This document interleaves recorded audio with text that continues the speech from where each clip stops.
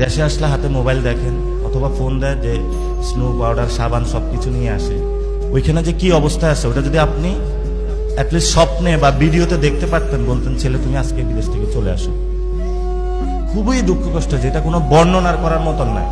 আমাদের দিকে এসে রংপুরের মানুষ কাজ করতো না আগে, আমরা খুবই মায়া ভরে যায় ভাত দিতাম যে একটু ভাত খানা রে, কত কষ্ট করতেছে। এর চেয়ে বেশি কষ্ট করে, এটা বোঝানো সম্ভব না। থাকার জায়গা নাই, ওয়াশরুমের সামনে ঘুমায়া থাকে, রাস্তার মধ্যে পড়ে থাকে, এবং এখানে রাস্তার মধ্যে পড়ে থাকা সম্ভব না, পুলিশ এসে হলো জেলে নিয়ে যায়। আকামা না থাকলে মানে কি যে বাজে অবস্থা, এটা যারা গেছে তারা জানে। এটা তো ছোট্ট একটা বিষয়, সেটা হলে কেউ যদি একটু আরবি জানে তাহলে সে ইজিলি জব করতে পারে। একদিন পুলিশকে বলতে পারে যে ঠিক আছে তুমি আমাকে নিয়ে একটা জায়গা নিয়ে যাও। তো এক লোকের সাথে আমাদের ওই যে এদিকে নারানা কোন জায়গা আছে, এক লোকের সাথে দেখা হয়েছে, তারে হলো নিয়ে মরুভূমির মাঝখানে ছেড়ে দিছে দালালরা। সে 6 মাস লাগছে শহরে আসতে, মানে একটু কাজ